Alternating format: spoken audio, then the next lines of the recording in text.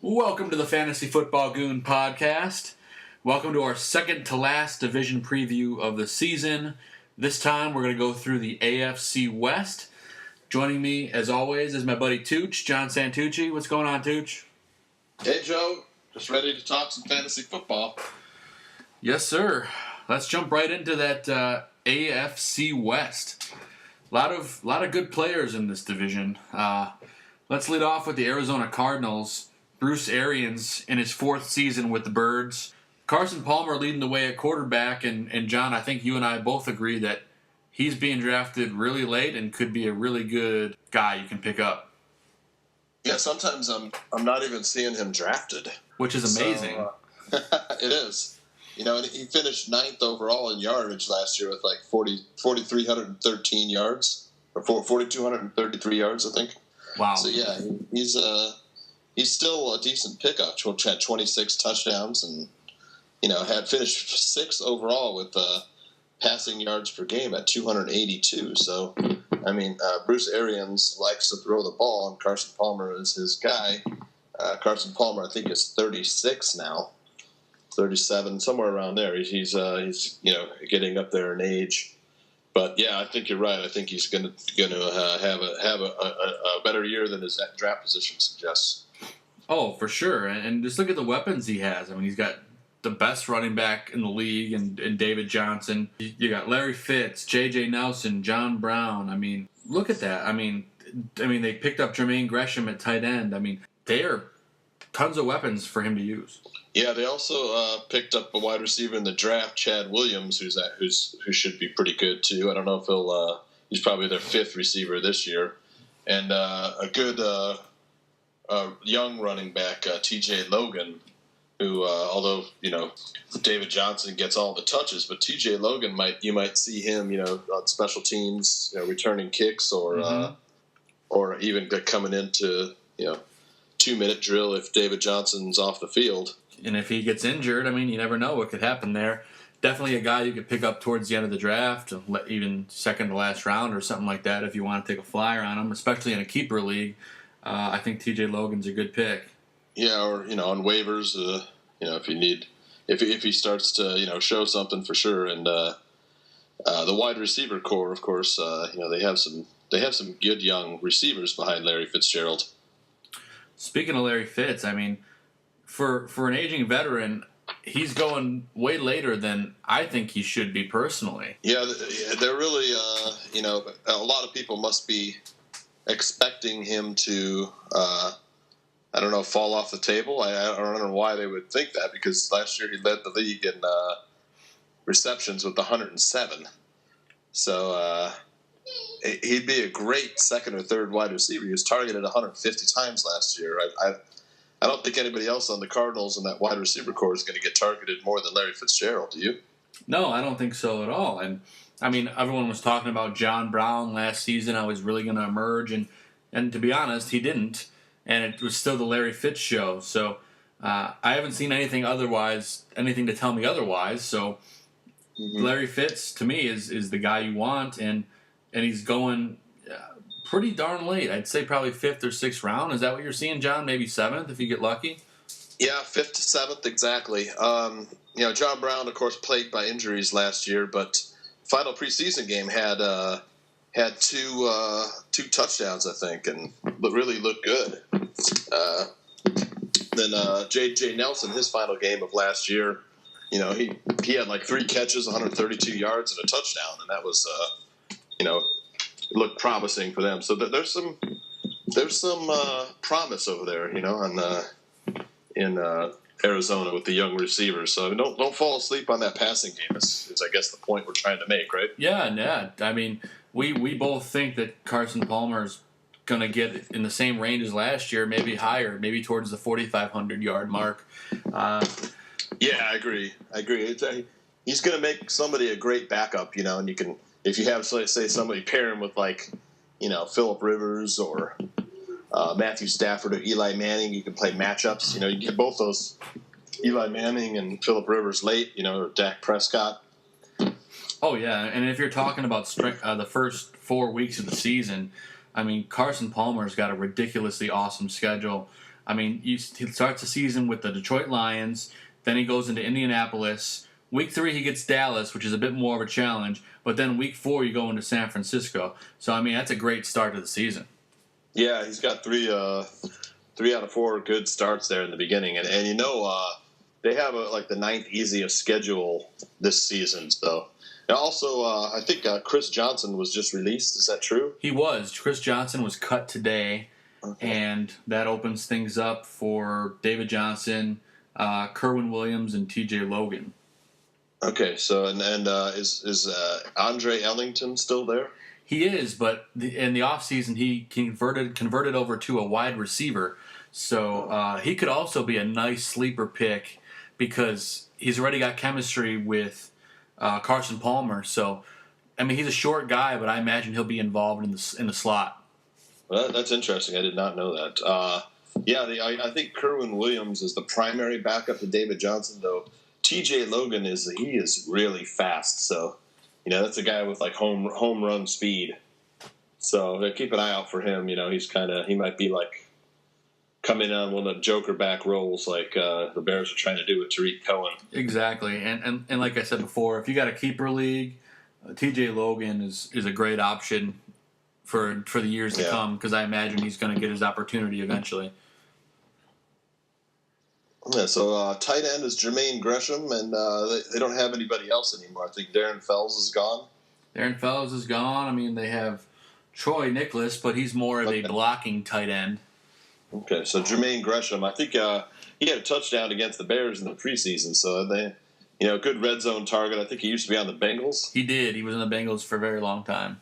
Yeah, he was a good red zone target over there. So that's you keep an eye on that for a second tight end, because again, Arizona likes to throw the ball. So and they do, and then you factor in that 9th easiest schedule.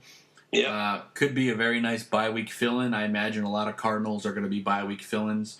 Other than obviously the big guys we talked about, David Johnson, obviously the first pick off the board in my opinion. But, has to be. I mean, if you have the first pick, I mean, you have no other choice.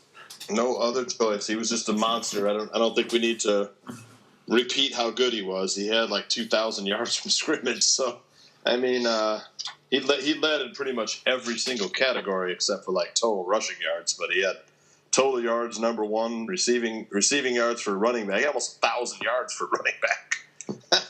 It touched the ball, over 300 times, almost 400 times he touched the ball. Incredible. So, it's amazing. If he isn't your number 1 pick, guy had 80 catches. Yeah, that was number 1 among running backs. Also threw in 16 rushing touchdowns. I mean, yeah, and in PPR leagues, I mean, he's just unbeatable. Yeah, if you have the first pick overall in your draft, you don't take David Johnson. I don't know. I think you need to book a psychiatrist appointment the next day. I would agree. We're both pretty nuts for David Johnson. Yeah, best player in fantasy football, in my opinion. No doubt. The Cardinals have their bye week in Week 8, and let's talk a little bit about their defense, John, because for me, they were the best unit in football for a while, and I feel like they've really fallen off. Yeah, I expect them to take a step back, but again, they play in the division that doesn't have teams with a lot of good offense. The Rams and Seahawks aren't known for their offense. San Francisco has a new offensive-minded head coach. Although last year they didn't put a lot of points up.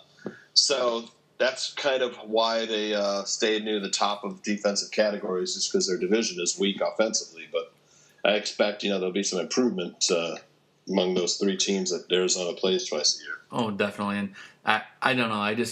I moved them really far down in my rankings just because I feel like so many other teams improved. I have the Cardinals ranked at 19 overall at defense, so I'm not feeling that unit at all right now. I mean, I'd pick teams ahead of them like the Raiders, the Bengals, the Panthers. Heck, I would even take the Buffalo Bills right now over the Cardinals defense. I still kind of I'd probably like the Cardinals a little bit better than you, but they are going to take a step back. You got given. They still have a Honey Badger.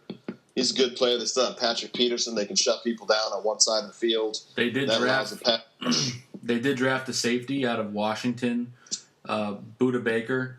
Yeah, I like it. He's a good pick. That's a good pick. Yeah, he's a good pick. He's just, still a rookie, going to be rookie mistakes, but I still think that this division is going to come down between the Cardinals and the Seahawks like it almost always does. Yeah, absolutely. Those are the two teams. Yep, definitely. I still think that this defense is draftable, though. I mean, I'm not as down on them as you are, but yeah, they're not as good as last year. Although the secondary is great. I mean, I still love their secondary. Yeah, I'm just worried about them stopping the run. Yeah, and then they have an okay pass rush. But Patrick Peterson, I tell you, will shut down the one side of the field. That's very true. So will the Honey Badgers. So we forgot to talk about the kicker for the Cardinals. They have Phil Dawson, who's a very solid kicker. He's been in the league for a while. I think he's probably got to be in his late 30s or early 40s by now. But solid kicker. They had Chandler Catanzaro last year, he's with the Jets now. We talked about him. And Phil Dawson, I don't know. I'm not really – he's not on my radar, but, he's solid, though. Solid, crafty veteran. I just looked it up. The guy's 42, so he's still kicking. Literally. Yeah, we sure have talked about a lot of 40-year-old kickers this offseason. Yeah, we sure have. Time to get some young guys in the mix. Yeah. But that's a good transition. Let's talk about a team with a lot of young guys in the Los Angeles Rams. Sean McVay in his first season as head coach. Matt LaFleur as well in his first season as O coordinator. Jared Goff gonna be the guy. What do you think about him? Well, he's got nowhere to go but up. So that's true. Had about 1,100 yards passing, and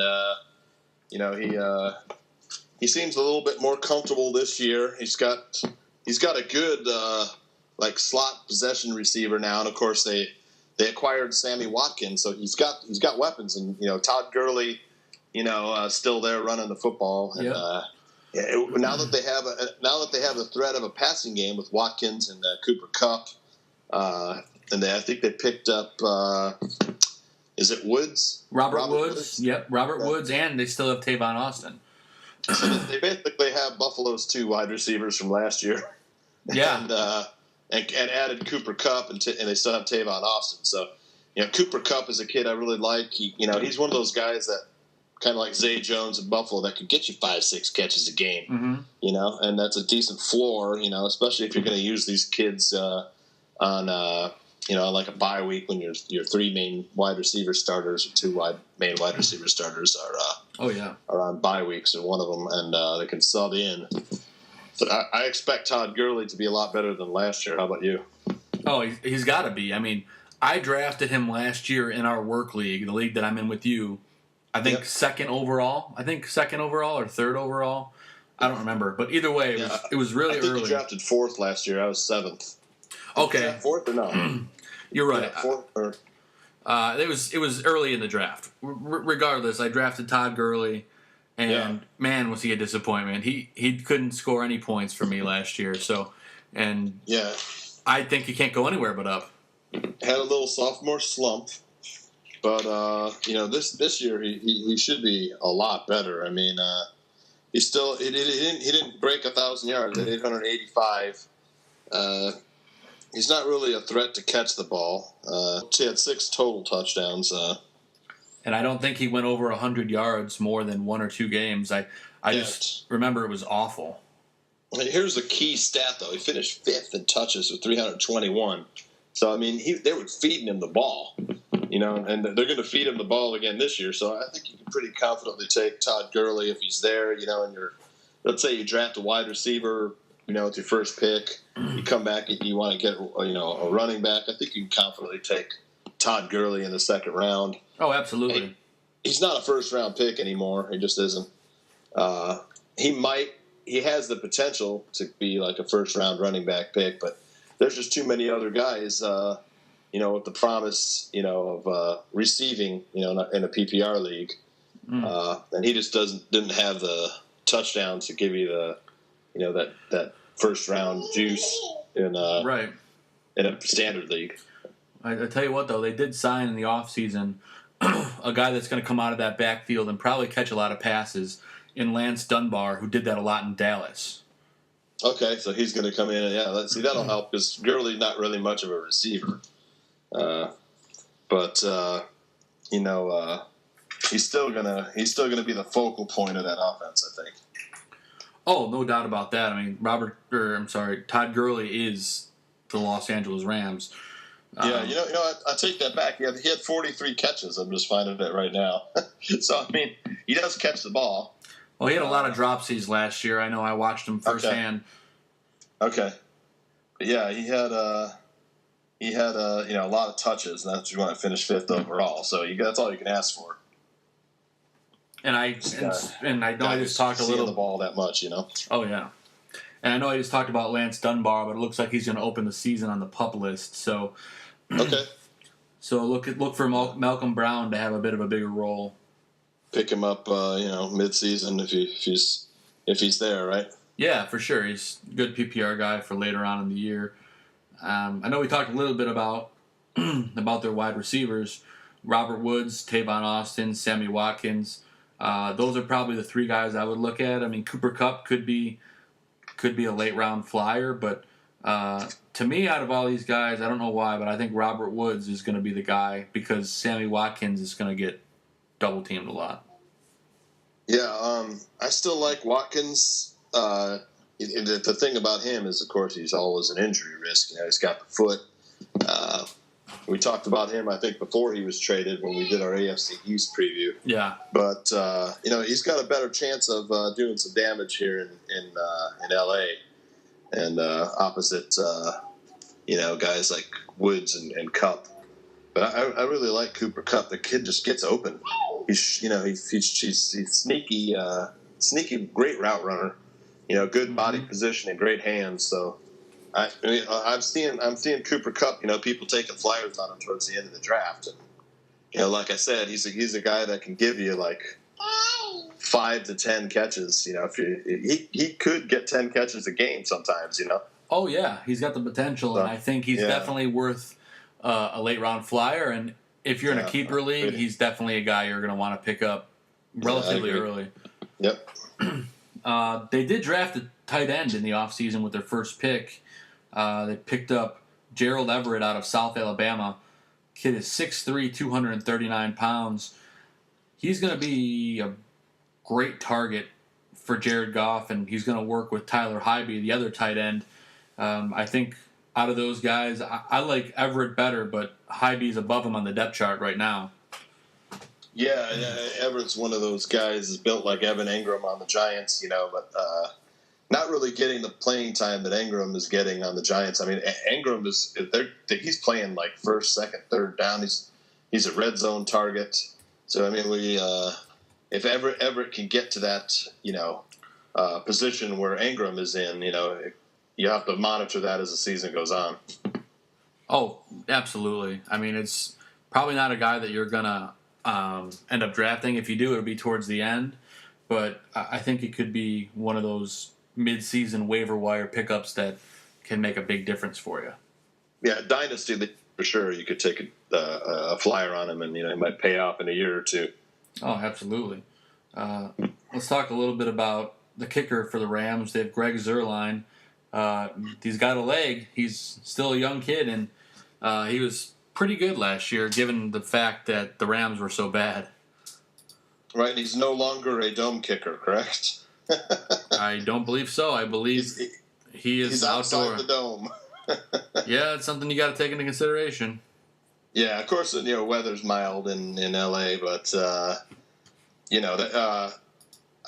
don't know. I mean, I'm sure the Rams will be kicking more than other teams. I know they don't punch it in. They don't have the high-powered offense. And usually that's a sign, like of course, like Seattle and Dallas. Sometimes they kick a lot of field goals. Philadelphia. Yeah. So yeah, Greg Zuerlein is definitely an option, especially if your one kicker's on a bye and just release him and pick him up because he's finished 9th overall. He's the ninth most accurate kicker. It's all things you're looking for, especially for a position that you're not going to draft until late. like we said. But the big star in L.A. is, let's be honest, it's going to be their defense. Yeah, it's a good defense still. It's definitely draftable. Of course, they play in that weak division. Not a lot of high-scoring teams in that division, so they do have a good pass rush still. Decent secondary. It's definitely one you can get at the end of the draft, so and still have a pretty solid defense. Yeah, I'm still really high on the Rams defense. I have them ranked at 7th overall. I expect them to get a lot of sacks, and they drafted a safety out of Boston College and John Johnson, who I expect to have a big impact on this team. I like them a lot. I think if you can get them in the last couple rounds, I wouldn't go earlier than that, but if you can get that Rams defense that late, I can't recommend them enough. Yeah, they have one guy that's, he's the motor on that defense. That's Aaron Donald in the middle. He's just sometimes he's just unblockable. He's kind of your defensive tackle, and he's just smaller, but he's so quick. And he's got great pass rush moves, and he just penetrates. He had 36 solo tackles. For a defensive lineman, that's great. He had 8 sacks. Yeah, he causes a lot of trouble, up the middle. So that causes, the quarterback to hurry and the Rams secondary to pick up those interceptions. Yeah, and just like the Cardinals, they have their bye week the same week, week 8, because, well, funny enough, they play each other in London on week 7. So naturally, both teams have a bye week 8. I see. Let's talk about the most interesting team, I think, in this division in terms of changes. Kyle Shanahan taking over for the San Francisco 49ers head coach, and he will also be calling the plays. Yeah, and he was in Atlanta last year? Yes. Offensive coordinator of the Falcons, so he's going to bring that high-powered Falcons playbook, and I expect that offense to really take a step this year. It's going to be a sneaky fantasy offense.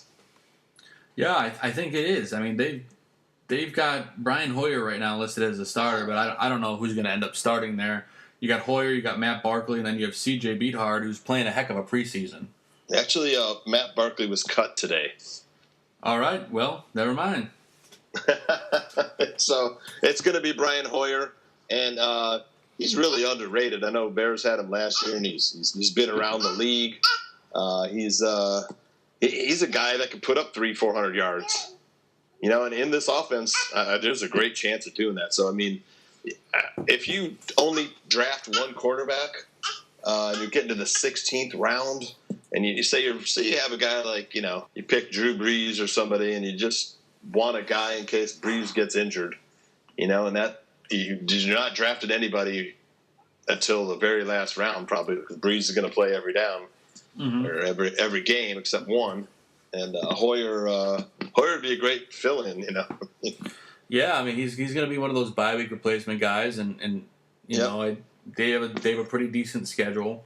But the guy, let's be honest, the guy that you're really going to want to own in San Francisco is Carlos Hyde. Yeah, and he supposedly looks great. I haven't watched any 49ers preseason game, just some highlights. But he seems to be healthy, and he's running in that great, that Shanahan zone blocking, running game. Mm-hmm. So he's pretty perfect for that, and he looks faster. He'd catch the ball pretty good. He's good goal line runner too. Yeah, Carlos Hyde will be a great pick. And they just cut his backup today. Second running back, Yeah, and they just cut his backup in Tim Hightower. So it looks like maybe Joe Williams or Capri Bibbs could be the backup there. Sure, yeah. Joe Williams, really good college running back. He's a rookie. They drafted him. I imagine he'll probably be the primary backup, although Capri Bibbs has been promising. Now, Tim Hightower had 4 touchdowns from with New Orleans last year, and Carlos Hyde had 6.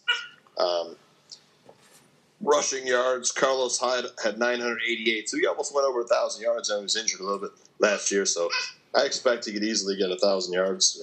Oh, yeah. 8 touchdowns. Definitely. And I look at Joe Williams now that he's going to be the main backup. Maybe to have like a Tevin Coleman kind of effect on this team.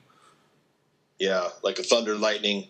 Yeah, because Joe Williams is a good fast back. And Capri Bibb's also a good fast back. Carlos Hyde also threw in 27 receptions, so he can catch the ball out of the backfield. Absolutely. I mean, we like those guys. Carlos Hyde. If you get him in the second round, you're doing pretty good. Yeah, he's going third, fourth. I think mostly third round as someone's second running back. I mean, I'm okay with him being a first running back too. I'd be happier if he's a second running back, of course. Oh yeah. But yeah, this is going to be an offense that's going to put some points on the board. You're going to see guys like Pierre Garçon, especially, get a lot of catches, and I think that'll be a good pick if you get for him for a third wide receiver. He could really get a lot of catches, per game. Oh yeah, he's a guy that's going really late, and I was just going to talk about him. Pierre Garçon was so valued in both Indianapolis and in Washington. I expect him to be a big part of this offense.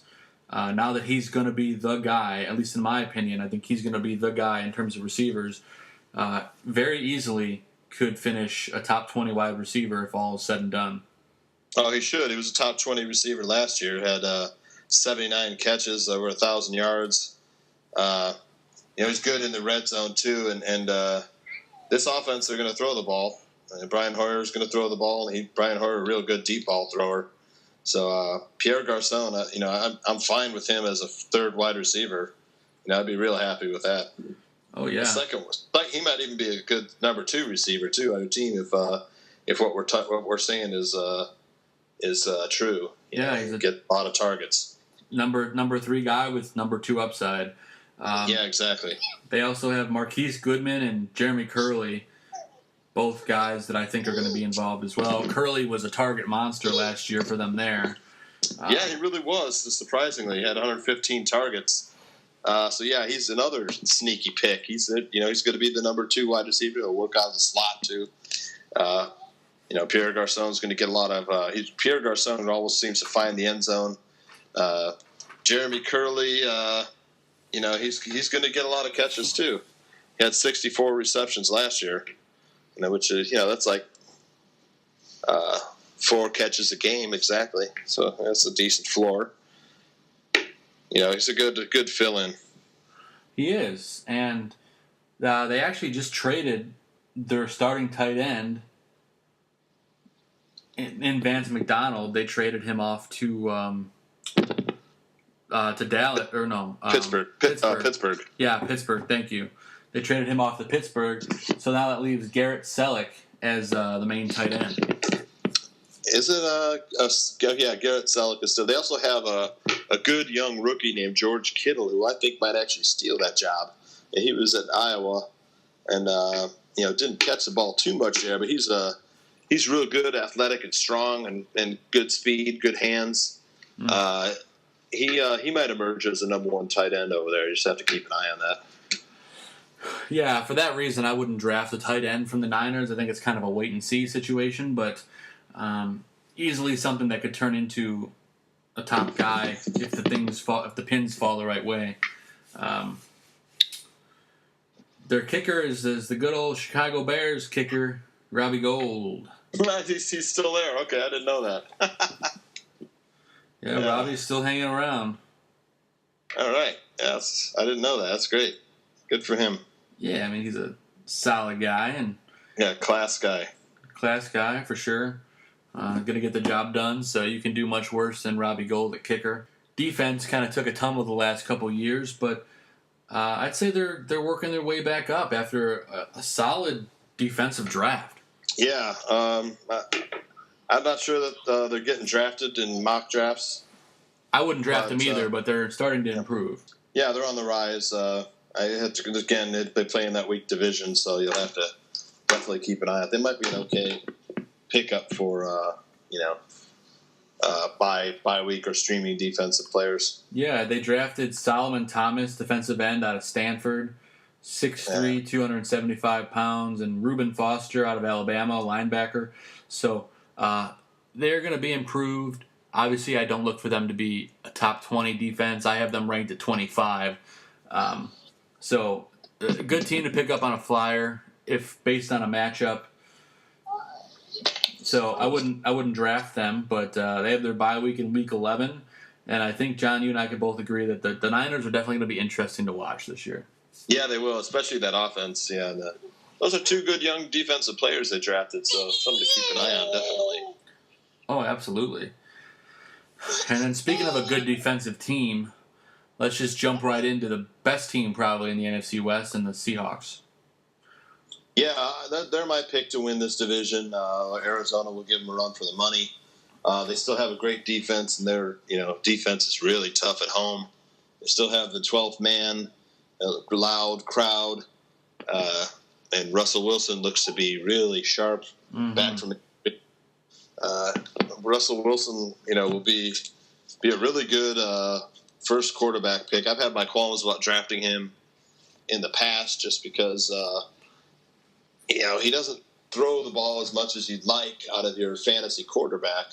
Yeah. And this year it looks like he's throwing a lot more. So we'll see. He's throwing and he's going to use his legs. He's running and he's throwing. So yeah, the thing that worries me is that their offensive line is still a work in progress. It's a little bit porous for my likes. Mm-hmm. But I still like Russell Wilson. He'll be a good starting number one quarterback on someone's team. Yeah, and they did draft a new center this year out of LSU, and Ethan Pochik, 6'6", 310 pounds, big boy in the middle. So that may help things a little bit for him. But they have an interesting situation in that backfield. There's a lot of guys, a lot of mouths to feed, running back by committee. I know you and I both love that. Yeah, again, sarcasm. I like some guys there, but I just, RBBC, you and I like to stay away from. But the number one back there, I think, right now is Thomas Rawls, and he's still a good running back. He really runs angry. Eddie Lacy, I've never liked. I didn't like him when he was on the Packers. To me, he always just seemed fat and slow. Mm-hmm. And then they have a promising young rookie named Chris Carson, who he's looked really good. Of course, he's been beaten up on third stringers, but we'll see how he does. CJ Procise is really good catching the ball. Yeah. But he's also an injury problem like Lacey. So, it's kind of a lot of question marks. But I think if you're going to draft a Seattle running back, I think Rawls is the guy to own. What about you? Yeah, I agree. I think Rawls is going to be the guy, and I'm not super high on him, but if you can get him towards the middle to end of your draft. Which I don't know if he's going to last that long, but that's where I would take him if he's there. But we can all agree that their top receiver, Doug Baldwin, is worth an early draft pick. Yeah, he's the number one receiver. I'm not a fan, but he always just seems to be there. He's a good player. I've never had him. I never looked to draft him. But yeah, every year he finishes, and he's at the top, So he's, he had 125 targets last year. Finished seventh overall with 94 catches. That's pretty impressive. Yeah, and he's not a big guy. That's the thing. He's kind of, your like Antonio Brown type. He had 7 touchdowns too. But yeah, he's basically their only good wide receiver. And they traded their second best wide receiver today, Jermaine Kearse. They traded him to the Jets, and they improved that defense by picking up Sheldon Richardson on the defensive line. So they improved their team, and now it's time for Tyler Lockett to step up. Yeah, that Sheldon Richardson pickup was necessitated by Malik McDowell's injury. Malik McDowell was their first pick in the draft, which I think was a second rounder because I think they traded their first rounder, traded back. Correct. And Malik McDowell, he's excellent. He injured himself, and I don't know whether it was like jet ski or motorcycle or something, I think it was a four-wheeler.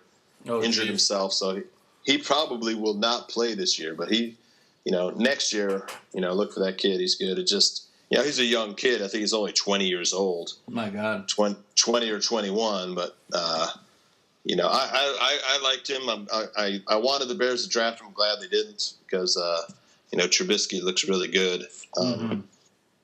and the defense had to go out and get someone in the middle there, so they did go out and get Sheldon Richardson. Yeah, they did, and I think it's going to pay off for them.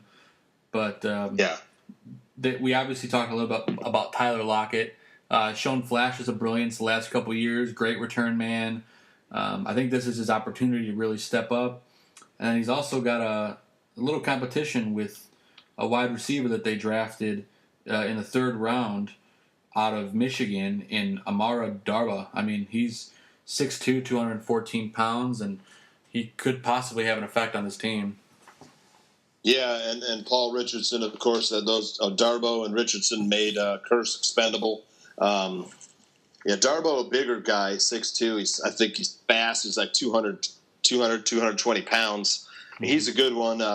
And Paul Richardson is a guy that a lot of people think, could explode. He's like fast, and Tyler Lockett, of course, too. It's something it's going to be interesting to see, whether it's like Lockett steps up or Richardson steps up or maybe Darboh jumps ahead of both those guys. Right now, I think if he's there, I would look at Doug Baldwin. But to me, I'm fine with Doug Baldwin again, I guess, being your one. It'd be great if you could get him as your 2, but then you're going to have to take 2 wide receivers in the first 2 rounds of the draft. So. Yeah. So he's going to end up with someone's 1. I think Paul Richardson has the possibility to be a Doug Baldwin-like player, and he's a guy that isn't even being drafted in some leagues. Yeah, I agree. He's the guy I kind of look at to come out of there, maybe be opposite Doug Baldwin, but you never know. Lockett could surprise. And obviously they have one of the best tight ends in the game in Jimmy Graham. That's going to require you to take an early pick on him, but he's definitely probably top 5, top 6 at that position. Yeah, and he's you're going to have to spend a 5th round pick to get him. That's where he's going almost all the time, like top of the 5th round. Around top to mid 5th round. He looks to be finally healthy. Had 95 targets last year. Finished 8th overall with 65 catches. Had a little problem with drops, but finished 3rd overall, 923 receiving yards. Of course, I threw in 6 touchdowns, but this year he looks a lot healthier. He's 31 years old, so he's not young. He's still fast. He's still a great red zone target. I'm fine with drafting him in the 5th round just because Russell Wilson looks really good right now. Mm-hmm. But if you miss out on him, there's other guys you can pick up that will come close to giving you what Jimmy Graham gives you. Yeah, I like Jack Doyle to be that kind of guy that you can get much later in a draft. Yeah, how do you have Graham ranked? I have Graham ranked at 6th overall, the tight end position, only behind Kelsey, Gronk, Jordan Reed, Greg Olsen, and Zach Ertz. Just behind Graham. We talked about Zach Ertz, and he's the kid you and I both like to break out this year. A lot of people do.